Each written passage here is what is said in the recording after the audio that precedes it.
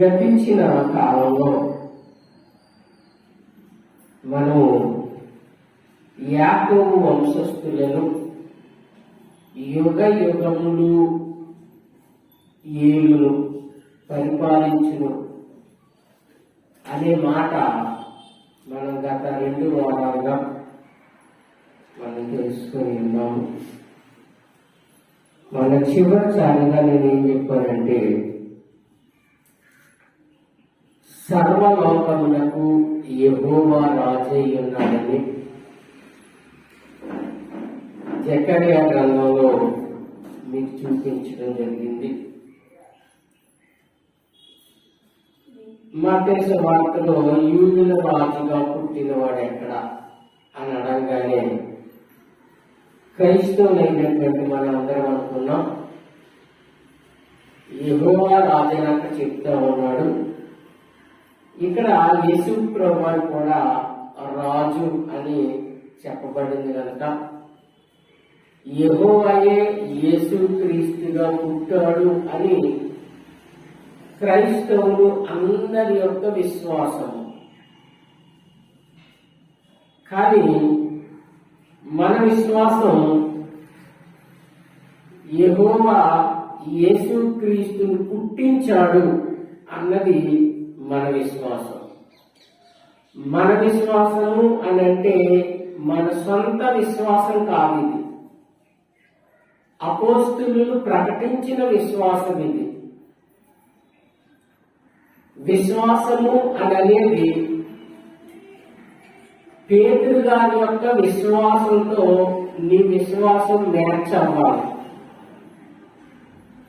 పేతురు గారి విశ్వాసం ఒకటి, నీ విశ్వాసం ఒకటి అనుకోండి, నీకు పరలోకం ఇవ్వడం జరగదు. ఎందుకంటే యేసు ప్రభువు అన్నారు, పేతురు నీవు రాయివి, నీ మీద నా సంఘాన్ని కడతాను. నువ్వు భూమి మీద ఏదైతే విప్పుతావో అదే నేను పరలోకంలో విప్పుతాను. నువ్వు భూమి మీద ఏదైతే బంధిస్తావో అది నేను పరలోకంలో బంధిస్తాను. అంటే ఇక్కడ అర్థం ఏంటంటే, పేతురు గారి యొక్క విశ్వాసాన్ని బట్టి యేసు ప్రభువు పేతురు యొక్క విశ్వాసాన్ని గ్రహించారు. పేతురు గారు ఆయనతో పాటు శిష్యులందరూ కూడా ఉండగా యేసు ప్రభువు అన్నారు, వీళ్ళందరూ నా గురించి ఏమో చెప్పుకుంటున్నారు, నేను ఎవరినైనా భావిస్తున్నారు అని అడిగితే, అయ్యా కొందరేమో ఏలియా అనుకుంటున్నారు, కొందరేమో ప్రవక్త అనుకుంటున్నారు, కొందరేమో మోషే అని అనుకుంటున్నారు అని అన్నప్పుడు, మరి మీరేమనుకుంటున్నారు నా విషయంలో, నేను ఎవరినైనా మీరు విశ్వసిస్తా ఉన్నారు, మీ విశ్వాసం ఏమిటి అని అడిగితే పేతురు గారు వెంటనే అన్నారు, నీవు సజీవం గల దేవుని కుమారుడైనటువంటి క్రీస్తు అని నమ్ముచున్నాను అన్నాడు. అందుకు పేతురు గారిని యేసు ప్రభువుని ప్రధానమైన శిష్యుడిగా ఆయన ఎన్నుకుని, ఇది నా తండ్రి నీకు బయలుపరిస్తే తప్ప మనుషులు ఎవరు కూడా నీకు దీనిని బయలుపరచలేదు. అంటే నువ్వు దేవుని యొక్క చిత్రంలో ఉన్నావు, దేవుడు నీకు బయలుపరుస్తూ ఉన్నాడు కనుక ఆ విషయాన్ని చెప్పు కనుక నీ విశ్వాసం ఏదైతే ఉందో ఆ విశ్వాసం మీదే సంఘాన్ని కట్టు.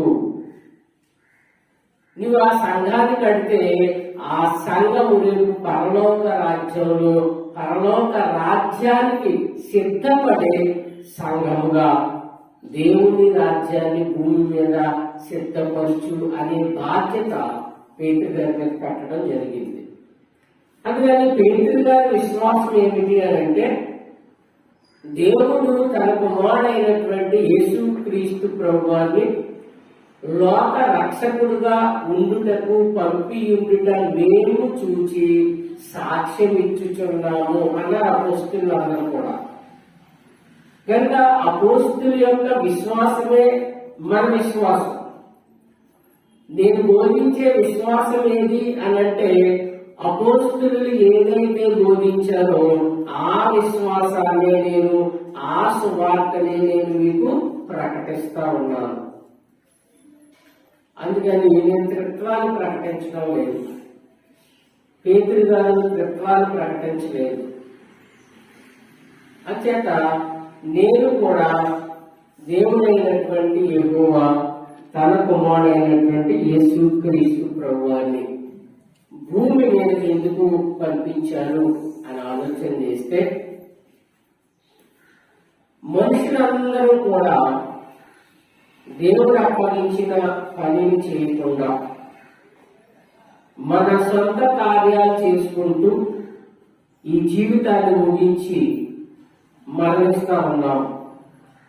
అలా మరణించినటువంటి ప్రతి ఒక్కరూ కూడా ఎక్కడికి వెళ్తున్నామంటే అగ్నిగుండము అనే ఒక మహాభయంకరమైనటువంటి స్థలానికి వెళ్తున్నాం. దానిని దేవుడు సాతానికి నిర్ణయిస్తే, సాతాను ఎందుకు నిర్ణయించాడు అని అంటే, దేవుని మాట వినని కారణం చేత సాతానికి అగ్నిగుండాన్ని, పాతాళాన్ని దేవుడు నిర్ణయిస్తే, మనిషి కూడా ఏం చేస్తా ఉన్నాడంటే, దేవుని మాట వినకపోతే, దేవుని ఆజ్ఞకు లోబడకపోతే వారు కూడా ఎక్కడ వెళ్తారంటే అగ్నిగుండంలోకి వెళ్తున్నారు. ఇప్పుడు ఆ అగ్నిగుండం నుండి తప్పించడానికి యేసు ప్రభువాని లోకంలో పుట్టించడం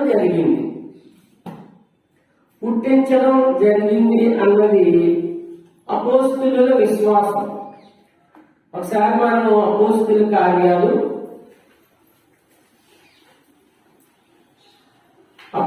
కార్యాల్లో వాళ్ళ విశ్వాసం వాళ్ళకి తెలియబడతా ఉంది. అపోస్తలుల కార్యాలు 13వ అధ్యాయం 23వ వచనం ఏమంటారంటే, అతని సంతానం నుండి దేవుడు తన వాగ్దానము చొప్పున ఇశ్రాయేలు కొరకు రక్షకుడను యేసును పుట్టించెను. పుట్టలేదు, క్రీస్తు నేడు పుట్టేను అని అన్నాం మనం. క్రీస్తు నేడు పుట్టాడు అన్నది వాస్తవమే. అయితే నువ్వు చెప్పేది వాస్తవమే, కానీ విశ్వాసం ఏముండాలంటే యేసును దేవుడు పుట్టించాడన్న విశ్వాసం ఉండాలి. ఎవరి కొరకు పుట్టించారట? ఇశ్రాయేలీయుల కొరకు. ఇశ్రాయేలీయులు ఎవరు? యాకోబు వంశస్థులు. ఈ యాకోబు వంశస్థులను రక్షించడానికి, యుగ యుగములు ఏడడానికి అని మనం గతించిన వారం నుండి చూస్తా ఉన్నాం. యాకోబు వంశస్థులను మాత్రమే రక్షిస్తాడు, వారు మాత్రమే నిత్య రాజ్యము అని. అలాంటి స్థితిలో మనం యాకోబు వంశానికి చెందినటువంటి వారు కాదు.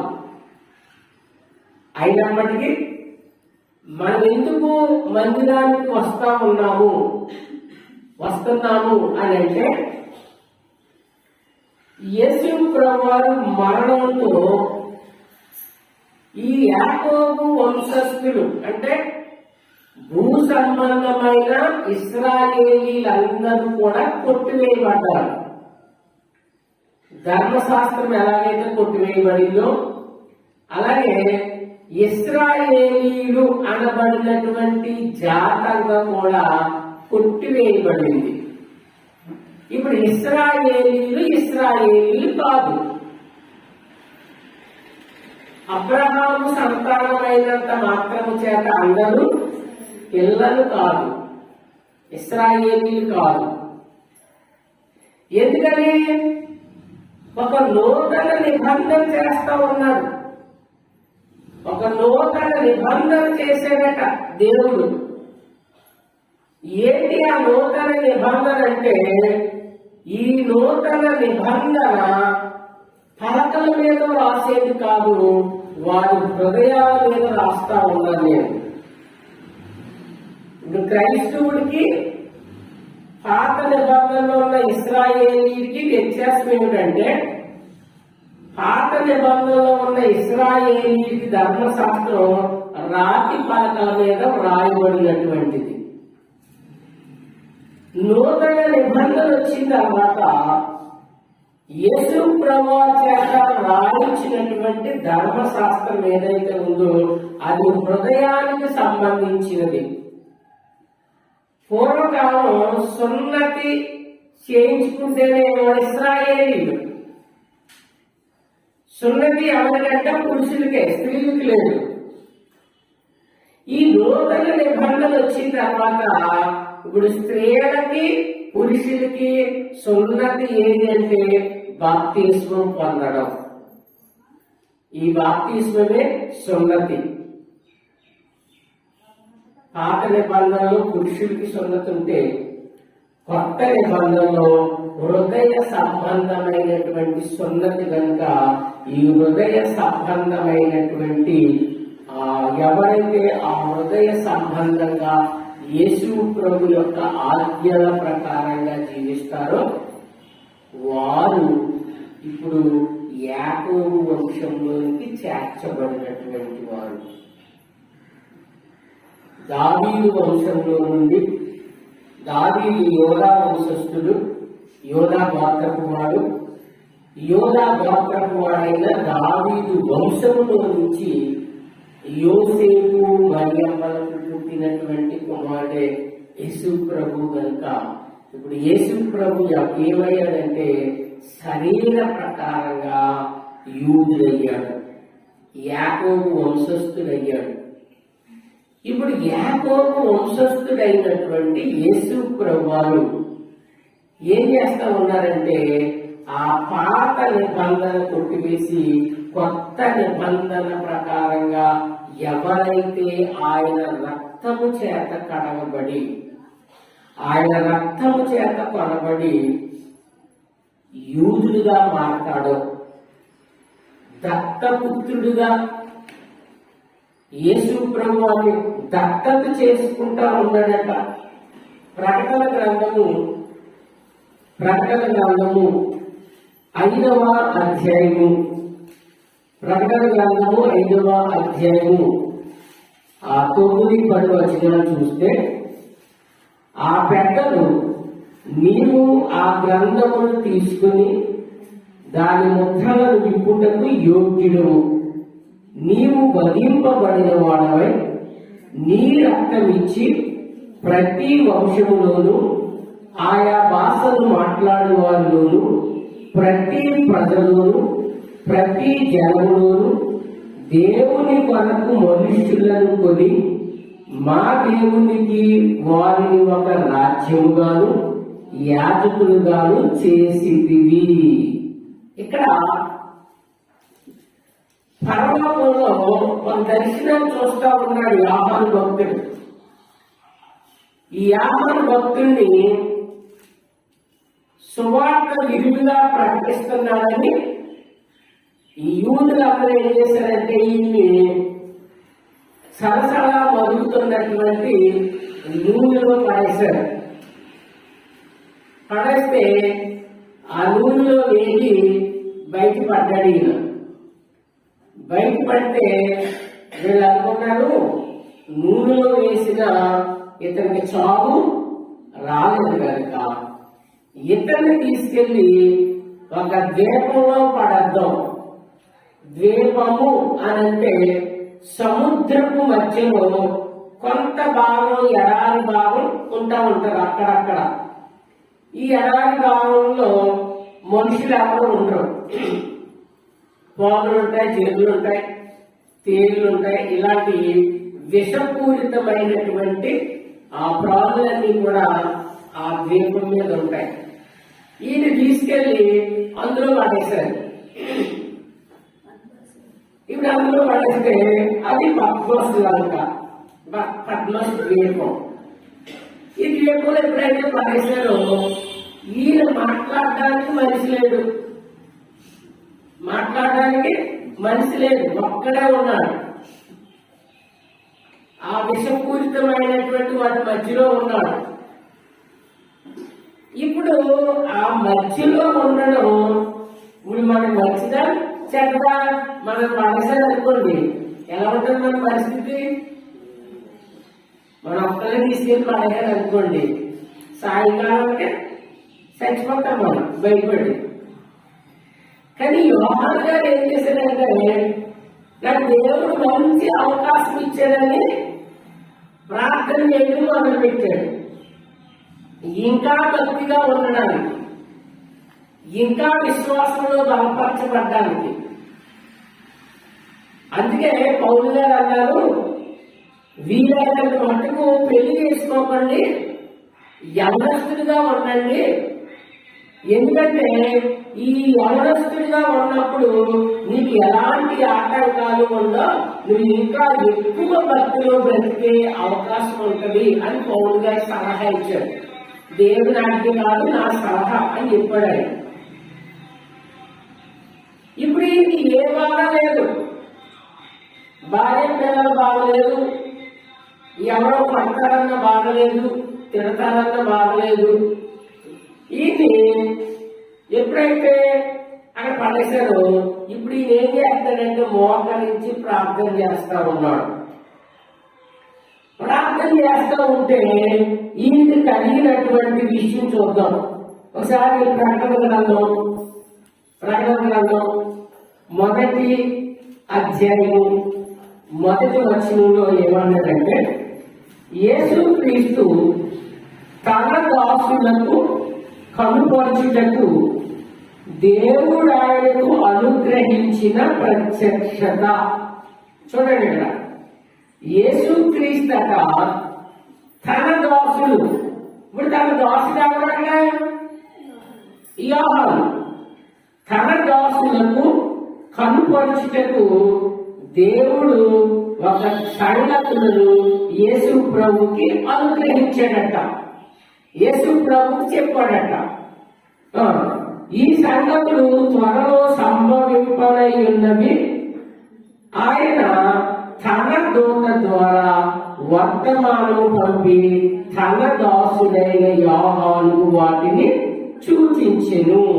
చూడండి, దేవుడు యేసు ప్రభుకి ఈ ప్రకటన గ్రంథంలో ఉన్న సంగతులన్నీ జరుగుతాయి, జరగబోతూ ఉన్నాయి అని యేసు ప్రభు చెప్పి అనుగ్రహిస్తే, యేసు ప్రభు ఏం చేశారంటే ఒక దూతను పంపి, తన దాసుడైనటువంటి ఒక దూతను పిలిచి అన్నాడట, మరి బాబు అదిగో పద్మసులంతలో ఒకడు ప్రార్థన చేస్తా ఉన్నాడు, ఒకడు ఒంటరిగా ఉన్నాడు, వాడు ప్రార్థన చేస్తా ఉన్నాడు. ఇదిగో పట్టుకెళ్ళి ఈ దర్శనాలన్నీ కూడా, ఈ జరగబోయే సంగతులన్నీ కూడా ఆయనకు చూపించు అన్నాడట.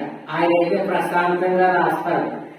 మన ఇంట్లో కూర్చుని బైబిల్ చదువుతాం అనుకోండి, ప్రశాంతంగా ఈ పక్కన ఏ ఉల్లిపాయలు వస్తాయో రాసాడు అనుకోండి, బైబిల్ పక్కనైతే ఉల్లిపాయలు తెచ్చుకోవడానికి వెళ్ళాలి. నిష్ఠగా ప్రార్థన చేస్తాం అనుకోండి, ఈ లోపల హారం వినబడుతుంది, ఉచిత రేషను అంతే. ప్రార్థన మధ్యలో అయిపోయి మళ్ళీ అక్కడికి వెళ్తాం, ఎందుకంటే వెళ్ళండి దొరకడానికి.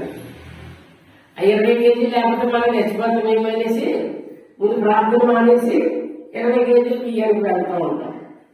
కానీ అక్కడ యోహానుకు అలాంటి పరిస్థితి లేదు, డిస్టర్బ్ చేసే పరిస్థితి లేదు. అందుకని ప్రశాంతంగా వింటాడు. ఇప్పుడు దేవుడు చెప్పే ప్రతి మాట శ్రద్ధ కలిగి, భయం కలిగి, చాలా జాగ్రత్తగా వింటాడు కనుక ఇప్పుడు యోహానుకి అట్టి భాగ్యం దొరికింది. అది దొరికినప్పుడు ఒక్కొక్కటి దూత చెప్తుంది, ఈయన చూస్తున్నాడు, చూసింది రాసుకుంటా ఉన్నాడు, వ్రాస్తా ఉన్నాడు. వ్రాసినప్పుడు ఒక సంగతి జరిగింది ఆ అధ్యాయంలో. ఒక ముద్రలు వేసినటువంటి ఒక పుస్తకం ఉంది. ఒక దూత వచ్చి అంటుంది, ఈ పుస్తకాన్ని ఎవరైనా తెలుస్తారా, ఈ ముద్రలు ఎవరైనా ఇప్పుతారా అని అంటే అక్కడ ఎవ్వరు లేరు. అంటే జనాలు ఉన్నారు, ఎవరు 24 పెద్దలు ఉన్నారు, దూతలు ఉన్నారు, వీళ్ళందరూ ఉన్నారు. కానీ వీళ్ళు ఎవ్వరు కూడా వెళ్ళి దానిని విప్పడానికి యోగ్యత లేని పరిస్థితిలో ఉన్నారు. అప్పుడు యోహాను ఏడుస్తున్నాడట, అయ్యో ఇంతమంది ఉన్నా దేవుడిచ్చిన ఆ ముద్రను విప్పడానికి ఎవరు యోగ్యులు కాదా అని ఎగ్గెక్కి ఏడుస్తూ ఉంటే ఆ 9వ వచనంలో పెద్దలు అన్నారనమాట. ఆ పెద్దలు, నీవు ఆ గ్రంథమును తీసుకుని దాని ముద్రలను విప్పుటకు యోగ్యుడవు. ఎవరే?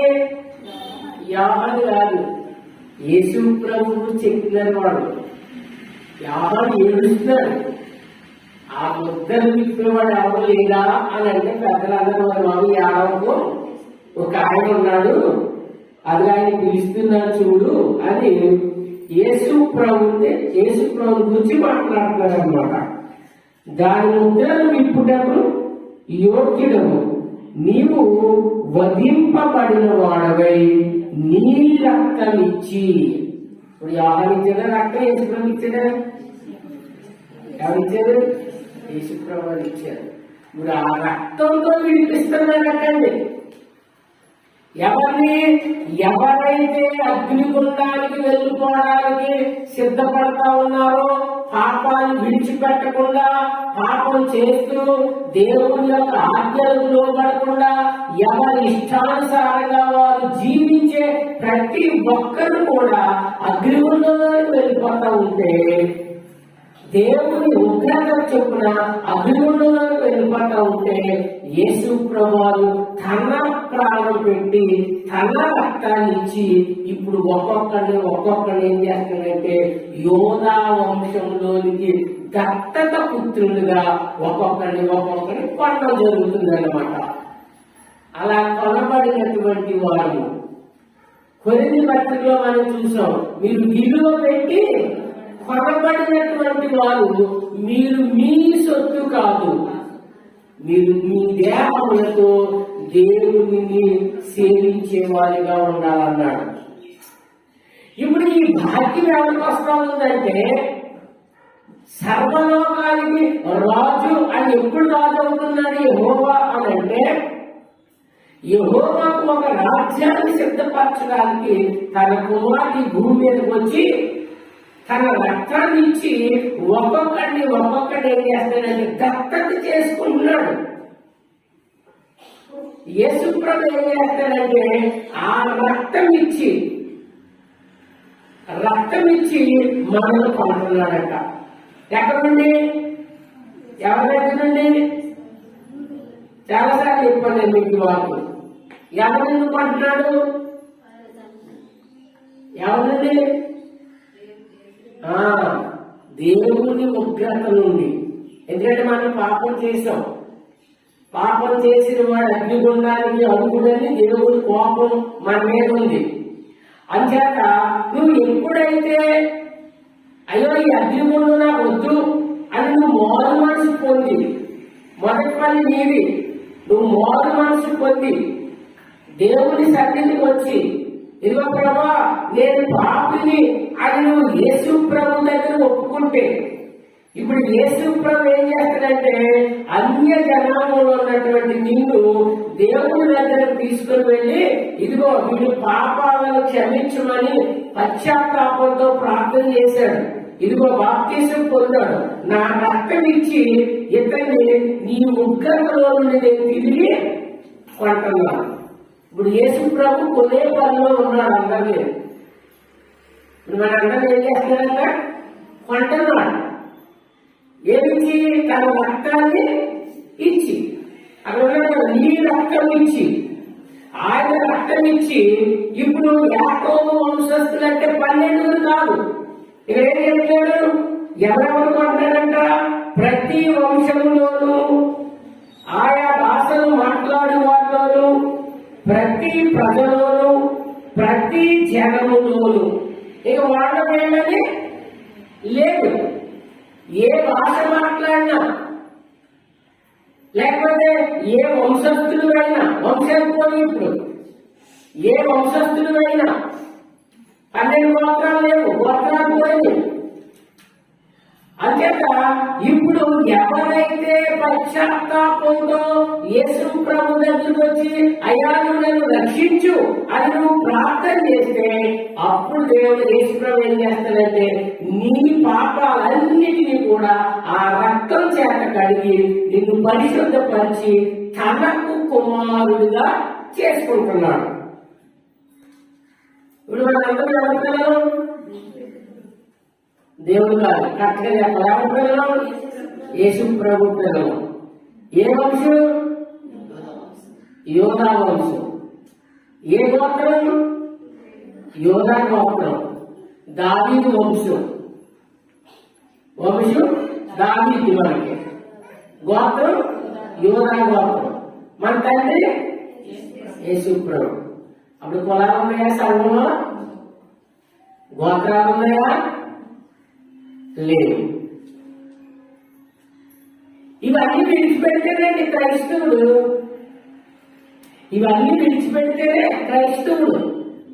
ఎందుకంటే యేసు ప్రభు దత్తం చేసుకున్నాడు నిన్ను, కొన్నాడు నిన్ను. కొన్నప్పుడు ఆయన వంశం వస్తుంది, ఆయన గోత్రం వస్తుంది. అందుకని యోధా గోత్రపు సింహము అన్నారు యేసు ప్రభు. అందుకని ఆ యోధా వంశంలో నుంచి వచ్చాడు కనుక ఇప్పుడు యోధులైనటువంటి ప్రతి ఒక్కరిని కూడా నిత్య రాజ్యానికి సిద్ధపరచడానికి యేసు ప్రభు ఒక్కొక్కరిని కొంటూ తనకు పిల్లలుగా చేసుకుంటున్నాడు. తన పిల్లలుగా చేసుకున్నటువంటి వారిని ఏం చేస్తున్నాడు అని ఒకసారి ఆలోచిస్తే కొరింథీయులకు రాసిన మొదటి పత్రిక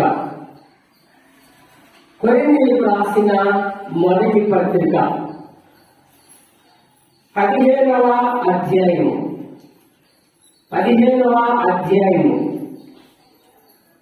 20వ వచనం నుండి మనం చూస్తే, ఇప్పుడైతే నిద్రించిన వారిలో ప్రథమ ఫలముగా క్రీస్తు మృతులలో నుండి లేపబడి ఉన్నాడు. ఇప్పుడైతే అంటే ఇప్పటి వరకు మరణించిన వారి అందరిలోనూ చూస్తే ఈ సృష్టి ఆరంభం నుండి అంటే ఆదాము మొదలుకొని ఈ క్షణం వరకు ఎవరైతే నిద్రించారో అని అంటే మరణించారో, ఈ మరణించిన వారిలో ప్రథమ ఫలముగా క్రీస్తు మృతులలో నుండి లేపబడి ఉన్నాడు. ఎవరిలో నుండి? చనిపోయినటువంటి వారిలో నుండి లేపబడిన వారు ఎవరైనా అంటే ప్రపంచంలో నువ్వు చూసుకుంటే యేసు ప్రభు తప్ప మరణించిన వాడు తిరిగి లేచిన సంగతి మరి ఎవ్వరికి కూడా ఈ సంగతి జరగలేదు. చనిపోయినటువంటి వారిలో సజీవుడిగా లేచినటువంటి వాడు మరి లాభం ఉన్నారు కదా అంటారు. లాభం లేచాడా? లేకపోయా? లేపితే లేచాడు కదా.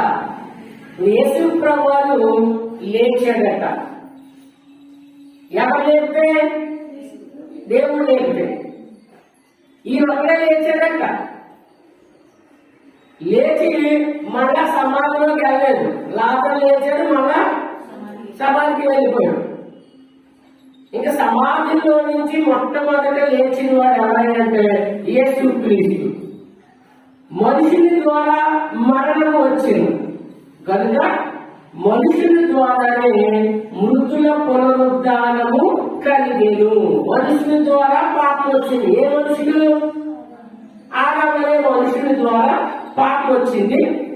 ఇప్పుడు అలాంటి మనిషి ద్వారానే అంటే ఆదాము లాంటి మనిషి ద్వారానే ఆదాము ద్వారా పాపం వచ్చింది. ఆదాము తండ్రి ఉన్నాడా? తండ్రిగా లేదు, దేవుడు సృష్టించాడు. ఇందులో మొదటి ఆదాము, ఈ మొదటి ఆదాము ఏం చేశాడంటే పాపం తెచ్చాడు. ఇప్పుడు అదే కోణంలో పాపం పోవాలి, జీవం రావాలి. అందుకని యేసు ప్రభు వారికి తండ్రి లేడు, తల్లి లేదు. ఆనాడు ఆదాము ఏ రీతిగా అయితే భూమి మీదకి వచ్చాడో అలాగే యేసు ప్రభు వారు కూడా భూమి మీదకే రావడం జరిగింది అనమాట. ఇప్పుడు ఈయన ఏం తెచ్చాడంటే మనుషుని ద్వారా మరణం వచ్చిన కనుక మనుషుల ద్వారానే మృతుల పునరుద్ధానము కలిగేది. ఆదామునందు అందరూ ఎలాగ మృతి పొందిరో అలాగే క్రీస్తునందు అందరూ బ్రతికింపబడుదురు. ఇప్పుడు ఆదాము ద్వారా ఆదామునందు అందరూ ఎలా చనిపోతున్నారు? ఆదాము తర్వాత ఎవరు చనిపోయారు? ఇలా చరిత్ర ఉంది. ఎవరు చనిపోయారు? అందరూ చనిపోయారు. ఇప్పుడు యేసుక్రీస్తు మృతుడైన చేత మృతుడైన సజీవుడిగా లేచిన ఆ దినాల నుంచి యేసు ప్రభు ఏం చేస్తుంటే మళ్ళీ వరుసలో ఒక్కొక్కరిని లేపుకుంటా వస్తున్నాడట. ఎవరు లేపుకుంటా వస్తున్నాడు? అందరినీ లేపుతున్నాడు. అందరూ లేస్తున్నాం. ప్రతి వాడు తన వరుసలోనే బ్రతికింపబడును. ప్రథమ ఫలము క్రీస్తు. ఇప్పుడు క్రీస్తు లేచిన తర్వాత క్రీస్తు వచ్చినప్పుడు ఆయన వారు బ్రతికింపబడుదురు. ఆయన వారు చూడండి, జాగ్రత్తగా గమనించాలి. ప్రతి వాడు తన వరుసలోనే బ్రతికింపబడును. ప్రథమ ఫలము క్రీస్తు. తరువాత క్రీస్తు వస్తాడట. ఎప్పుడు? రెండవ అక్కడ వచ్చినప్పుడు అక్కడ ఏమంటాడంటే ఆయన వారు బ్రతికింపబడుదురు. ఆయన వారు ఎవరు? ఆయన వారంటే ఆయన రక్తము చేత కొనబడి మీ పాపాలన్నీ కూడా ప్రాయశ్చిత్తం కలిగించి మిమ్మల్ని పరిశుద్ధపరిచిన తరువాత మీరు ఎవరు? క్రీస్తు వారు. మళ్ళీ పాపం చేస్తే ఎవరు? సాతాను వారు. అది పాపం చేయడానికి వీల్లేదు. అసలు క్రైస్తవుడు అయితే పాపం చేయడానికి వీల్లేదు. పాపము అని అంటే వ్యభిచారం అనుకుంటాం, దొంగతనం అనుకుంటాం, ఏదో అనుకుంటాం. కానీ మాట వినకపోవడం పాపమే. మాట వినకపోవడం పాపమే. కనుక అలా నిక్కచ్చిగా యథార్థంగా ఎవరైతే యేసు ప్రభువులను జీవిస్తా ఉన్నారో వారు ఆయన వారయ్యారు. అటు తరువాత ఆయన సమస్తమును, ఆధిపత్యమును, సమస్తమైన అధికారమును, బలమును కొట్టివేసి తన తండ్రి అయిన దేవునికి రాజ్యమును అప్పగించును. ఇది సర్వలోకానికి యెహోవా రాజు ఎప్పుడవుతున్నాడంటే యేసు ప్రభువు ఏం చేస్తారంటే యేసు ప్రభు నుంచి ఒక్కొక్కరిని బ్రతికించుకుంటా వచ్చి వీళ్ళందరూ తలవారైనటువంటి వారందరినీ బ్రతికించాడు. అందరూ ఒక గ్రూప్ లో ఉన్నాం. కుడి చేతి పక్కన గొర్రెల్లో ఉన్నాం మనం. తలవారు కానటువంటి వారందరూ ఎడం చేతి పక్కన మేకల వలె ఉన్నారు. గొర్రెల మేకల ఉపమానం తెలుసు కదా. ఇప్పుడు తలవారు అని అనుకున్నటువంటి వారందరూ కుడి పక్కన వచ్చేసారు. తలవారు కాదు అన్న వాళ్ళందరూ ఎడం పక్కకి వెళ్ళారు. ఇప్పుడు ఈయన యేసు ప్రభువు ఏం చేస్తారంటే ఇప్పుడు మన మీద ఉన్నటువంటి అధికారము, మన మీద ఉన్నటువంటి బలము ఏం చేస్తాడంట? కొట్టివేసాడు. కొట్టివేసి మనందరినీ తీసుకెళ్లి ఏం చేస్తాడంటే తన తండ్రి అయినటువంటి దేవుడైనటువంటి యెహోవాకు ఒక రాజ్యముగా అప్పగించాడు. ఇప్పుడు ఎవరు రాజ్యం అయ్యాం? దేవుని రాజ్యమయ్యాం, దేవునికి రాజ్యం అవుతూ ఉన్నాం. ఇప్పుడు మీ రాజావు కట్టగా చెప్పాలి. రాజా అక్కడ చదివిందంటే చెప్పండి, మీరు ఎక్కడెక్కడో వెళ్ళిపోదు. అక్కడ ఏముందో అది చదివి చెప్పండి. ఎవరికే మనకి ఎవరు రాజు ఇప్పుడు? యెహోవా. ఎందుకంటే యేసుక్రీస్తు బలాన్ని కొట్టివేసుకుని సమస్తాన్ని తీసివేసి, ఇదిగో నువ్వు ఇచ్చినటువంటి నీ వరకు నేను కొన్నాను కదా, నీ నిమిత్తం కొన్నటువంటి వారు మళ్ళా ఏం చేస్తాను, నీకు అప్పగించేస్తున్నాడు రాజ్యంగా. ఎందుకు? ఒక రాజ్యాన్ని సిద్ధపరచమని నువ్వు నన్ను పంపించావు భూలోకంలోనికి. ఒక రాజ్యాన్ని సిద్ధపరచమన్నావు.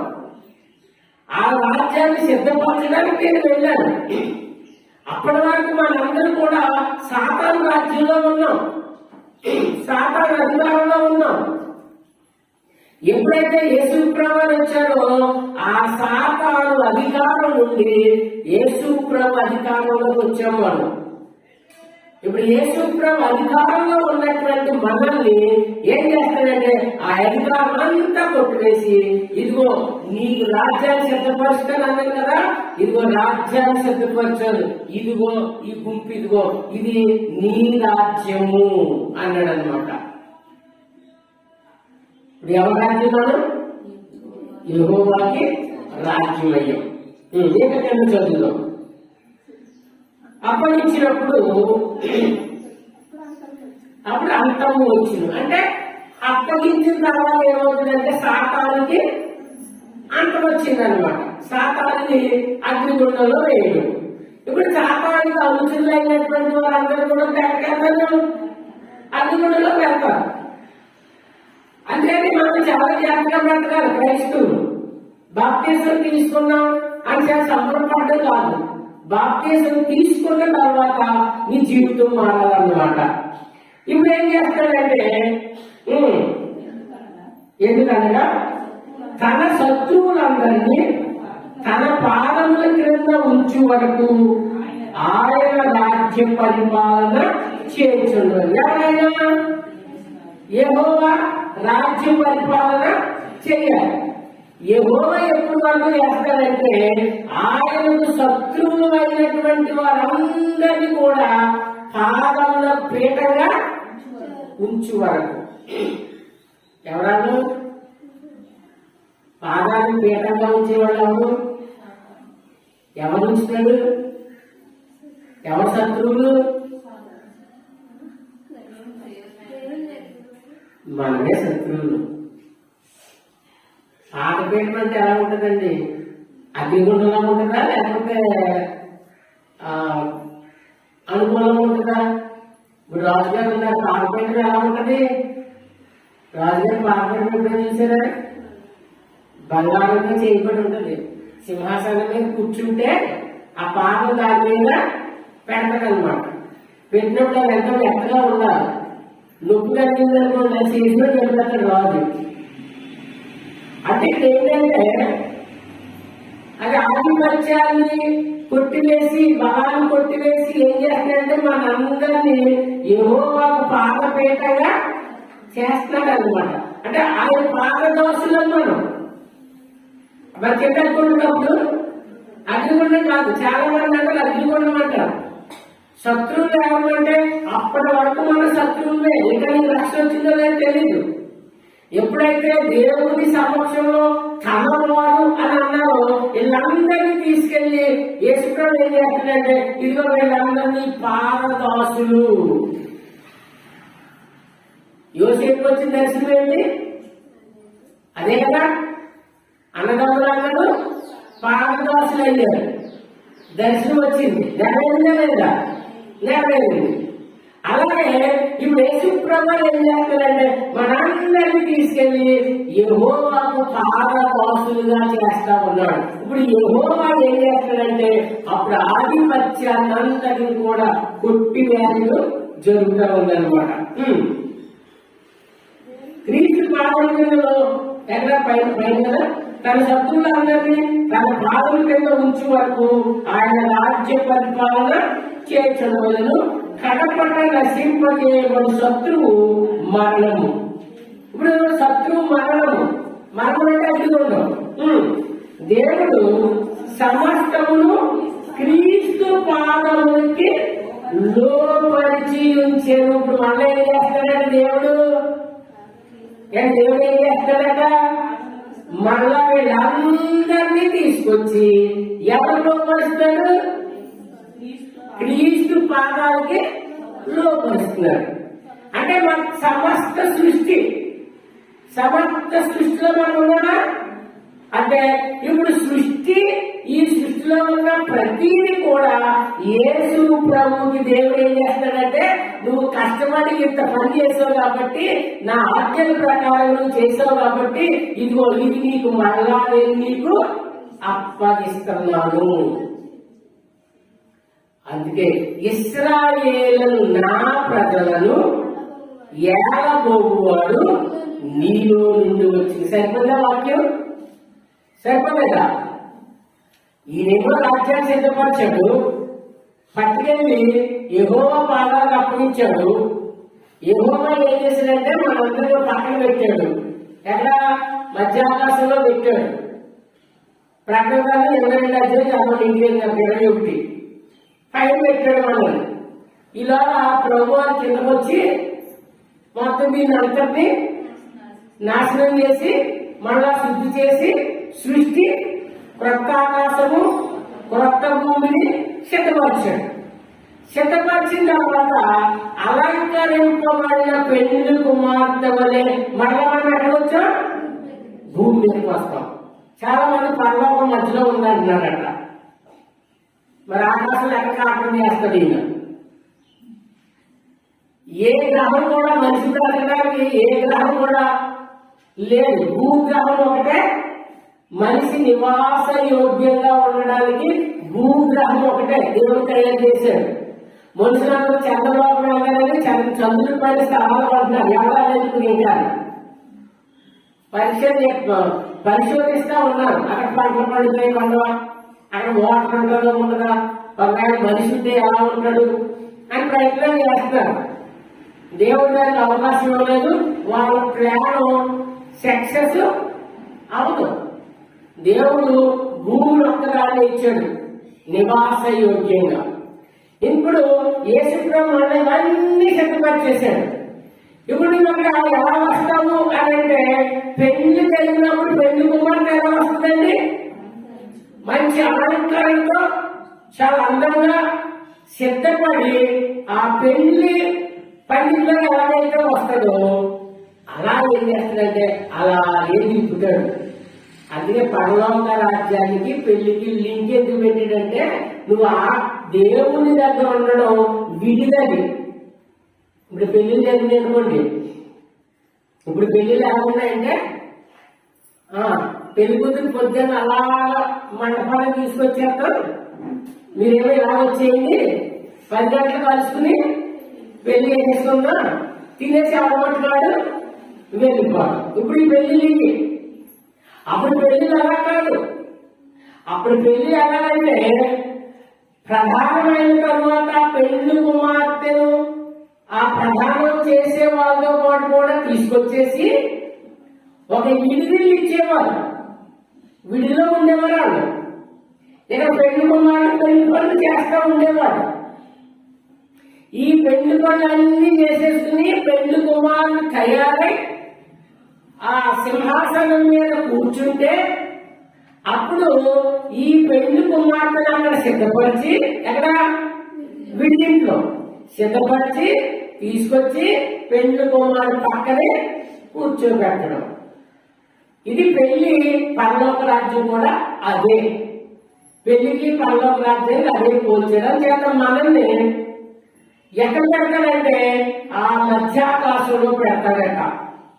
పెట్టిన తర్వాత పెళ్లి కుమారుడుగా క్రీస్తు ప్రభు ఏం చేస్తాడంటే దీన్ని సిద్ధపరిచాడు.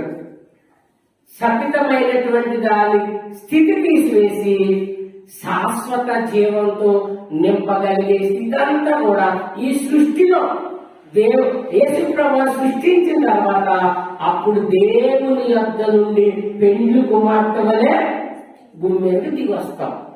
దిగి వచ్చినప్పుడు మనల్ని ఏళ్తాడు. ఎవరు ఏళ్తాడు? ఇప్పుడు ఎవరి జనాలు? ఎవరి ఇశ్రాయేలీయులు? మనం ఎవరి ప్రజలు? దేవుని ప్రజలు. ఎవరు ఏళ్తాడు? ఎవరు ఏళ్తాడు?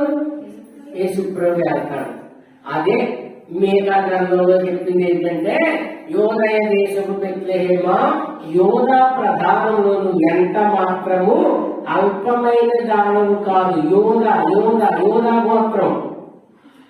ఇశ్రాయేలీలను నా ప్రజలను ఏలబోయేవాడు నీలో నుండి ఒకడు వస్తాడు, ఆయనే యేసు ప్రభు. ఇప్పుడు ఇద్దరు రాజులు అయ్యారు మనకి, ఒక్క ఆయన. ఇప్పుడు సర్వలోకానికి రాజు యెహోవా, ఆయన రాజ్యాన్ని ఏలడానికి వచ్చింది యేసు ప్రభు. అంటే ఇప్పుడు మనం యెహోవాకి లోబడి ఉన్నాం, యేసు ప్రభుకి లోబడి ఉండాలి. చాలా నా మాటకి వెళ్ళి ఉంటుంది. 27వ వచనం, దేవుడు సమస్తము క్రీస్తు పాదముల కింద లోపర్చించెను, సమస్తము లోపరచబడి ఉన్నదని చెప్పినప్పుడు ఆయనకు సమస్తమును లోపరచువాడు తప్ప, అంటే ఎవరైతే లోపరిచాడో ఆయన తప్ప, అదేనండి ఆయన తప్ప సమస్తమును లోపరిచిన వాడు తప్ప సమస్తము లోపరచబడి ఉన్నదని సంగతి విశదమే. ఇక్కడ ఏంటంటే దేవుడు అయినటువంటి యెహోవా యేసు క్రీస్తుని సమస్తాన్ని అప్పగించాడు. ఇప్పుడు ఆ సమస్తంలో మనం ఉన్నామా? ఆ సమస్తంలో యేసు ప్రభు ఉన్నాడా? ఉన్నాడు. ఇప్పుడు యెహోవా ఏం చేయాలంటే సమస్తాన్ని యేసు ప్రభుకి అప్పగించాడు. ఇప్పుడు అప్పగించిన యేసు ప్రభు సమస్తాన్ని అప్పగించిన యెహోవా ఏం చేస్తాడట? లోబడతాడట. ఎవరు లోబడాలంటే అప్పగించిన వాడు లోబడడు. చూడండి సరిగ్గా, సమస్తమును లోపరచబడి ఉన్నదని చెప్పినప్పుడు ఆయనకు సమస్తమును లోపరిచిన వాడు ఎవరు? యెహోవా. యెహోవా తప్ప సమస్తమును లోపరచబడి ఉన్నదని సంగతి విశదమే. అంటే యేసు ప్రభుకి ఎవరు లోబడుతున్నారంటే యెహోవా యేసు ప్రభుకి లోబడడు. యేసు ప్రభు ఎవరు లోబడతాడు? సమస్తము యేసు ప్రభుకి లోబడతాం. సమస్తం అంటే సృష్టి, మనము అందరం కూడా యేసు ప్రభుకి లోబడుతున్నాం. ఇంకా చదవండి. మరియు సమస్తమును ఆయనకు లోపరచబడి ఉన్నప్పుడు దేవుడి సర్వములో సర్వము నిమిత్తము కుమారుడు తనకు సమస్తమును లోపరిచిన దేవునికి తానే లోబడును. ఇప్పుడు యెహోవాకి ఎంతమంది లోబడతారంటే యేసు ప్రభు లోబడుతున్నాడు, మనము లోబడతాం.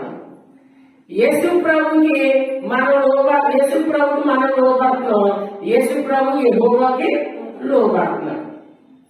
ఇప్పుడు యెహోవా ఎవరికి లోబడలేదు.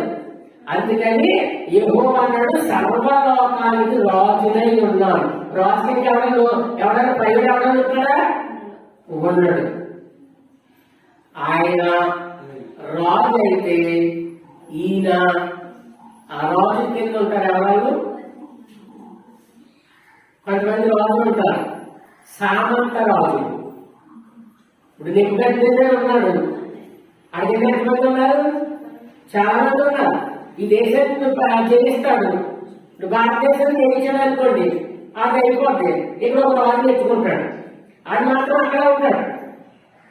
ఇప్పుడు ఉదాహరణకి ఢిల్లీలో ఉంటారు, ప్రధానమంత్రి ఉంటాడు, ఆయన కింద ముఖ్యమంత్రులు ఎంతమంది ఉంటారు? ఒక్కో రాష్ట్రానికి ఒక్కొక్కరు ఉంటాడు. కానీ ప్రధానమైన ఎవరు? ఆయన చెప్పిందే చెల్లుతుంది. అలాగే ఆ స్థానంలో యెహోవా ఉంటే తర్వాత స్థానంలో యేసు ప్రభు ఉన్నాడు. ఎందుకంటే యేసు ప్రభుకి అంత ఘనత ఎందుకు వచ్చిందంటే తన రక్తం ఇచ్చి నిన్ను కొన్నాడు గనక. అలా కొన్నటువంటి వ్యక్తివి నీవు దేవుని యొక్క ఆజ్ఞల ప్రకారంగా జీవిస్తే ఇప్పుడు నువ్వేంటంటే కన్న మనిషి అవుతున్నావు. అప్పుడు ఆయన యూదుడు గనక నీవు కూడా యూదుడు అవుతున్నావు. యూదుడు అంటే యాకోబు వంశస్థుడు. ఇప్పుడు మనం ఏ వంశంలోకి వెళ్ళాము? ఇప్పుడు యాకోబు వంశంలోకి వెళ్ళాం.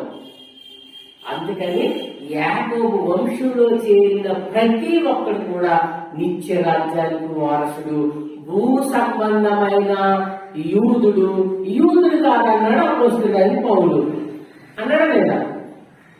నువ్వు యూదుడైనంత మాత్రం చేత నీవు యూదుడు కాదు. సున్నతి పొందినంత మాత్రం చేత సున్నతి కాదు. ఈ సున్నతి ఇవన్నీ ఏంటంటే పాత నిబంధన గ్రంథం ప్రకారంగా, కొత్త నిబంధన గ్రంథం ప్రకారంగా నువ్వు యూదుడు ఎప్పుడవుతా ఉన్నావంటే యేసు ప్రభు రక్తం చేత కనబడితే నువ్వు యూదుడివి. నువ్వు యూదుడు అయితే యాకోబు వంశస్థుడివి. నువ్వు యాకోబు వంశస్థుడు అయితే ఇస్సాకుకి వంశస్థుడివి. ఇస్సాకు వంశస్థుడివి అయితే అబ్రహాముకి వంశస్థుడివి. అందుకే అబ్రహాం అన్నాడు, అబ్రహామా నీ సంతానమందు భూలోక వంశాలన్నీ ఆశీర్వదిస్తాను. నీ సంతానము అన్నదకండి, నీ సంతానములు అని అనలేదట. ఆయన గమనించండి. గలతీ పత్రిక 3వ అధ్యాయం 16వ వచనం, అబ్రహాములను అతని సంతానములను, సంతానములు అనలేదు. సంతానములు అంటే యాకోబు 12 వస్తారు. అందుకని బహువచనం వాడలేదట. ఏమనగట? అతని సంతానములను వాగ్దానము చేయబడింది. ఆయన అనేకులను గూర్చి అన్నట్టు సంతానములకును అని చెప్పగా ఒకరి గూర్చి అన్నట్టే నీ సంతానములకును అనెను. ఆ సంతానము క్రీస్తు. ఎవరటండి? క్రీస్తు వచ్చేటండి. సంతానములు పోని ఇప్పుడు సంతానములు కాదు. అందుకని భూలోక వంశాలన్నీ కూడా ఏమంటారంటే ఎవడు క్రీస్తులో జన్మిస్తాడో, ఎవడు క్రీస్తు వంశంలో వస్తాడో వాడు సంతానం అవుతున్నాడు అబ్రహాముకి. అప్పుడు అబ్రహాముకి ఇచ్చిన వాగ్దానం నీకు ఆ ఆశీర్వాదం ఏదో ఆ ఆశీర్వాదం నీకు వస్తా ఉంది. ఆశీర్వాదం అని ఆశించింది ఏమిటంటే నిత్యరాజ్యం. అబ్రహాము ఆశించింది ఏమిటంటే నిత్యరాజ్యం. ఎందుకంటే ఈ బ్రతుకు స్థిరమైంది కాదని గుడారాలు వేసుకుని బ్రతికాడు. ఎక్కడ బిల్డింగ్ ఎక్కడా, ఎక్కడ పెళ్లి ఎక్కడా, గోల్డంత ఆస్తుంది, కావలసినంత ఆస్తుంది. కానీ ఇది స్థిరం కాదు. గుడారం వేసుకుంటాం, మళ్ళా నేను ఇప్పుడు ఎక్కడికో వెళ్ళిపోతాను, నాకు ఇది కాదు అని ఆ విశ్వాసంతో అబ్రహాం బ్రతికాడు కనుక గుడారాలు వేసుకున్నాడట. అలా గుడారాలు వేసుకున్న కారణంగా ఇప్పుడు ఏమంటున్నాడంటే ఎవరైతే క్రీస్తు సంతానం అవుతారో, క్రీస్తు సంతానము అని చెప్పడానికి ఇప్పుడు స్త్రీ అని లేదు, పురుషుడని లేదు, యూదుడని లేదు, గ్రీసు దేశస్తుడని లేదు. కనుక ఏ తారతమ్యం లేకుండా ప్రపంచమంతా యేసు ప్రభు పాదాలకు లోబడితే తప్ప నీకేం లేదు, నిత్య జీవం లేదు, రక్షణ లేదు.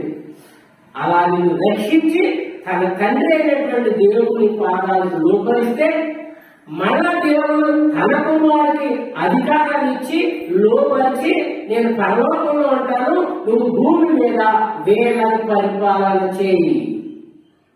అప్పుడు యేసు ప్రభు మనతో కాపురము చేయును.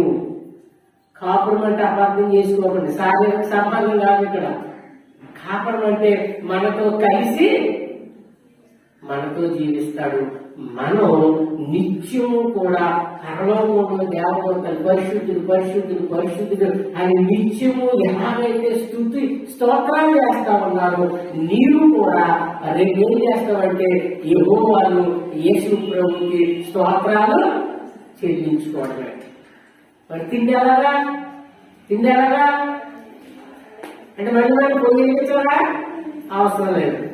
ఆదాముకు మొట్టమొదటి స్థితి ఇచ్చారే ఆ ఫలాలు తినడం, ఆ ఫలాలు తిని బ్రతకడం, ఆ స్థితి వస్తుంది అన్నమాట. నీకు ఆ స్థితి వస్తుంది.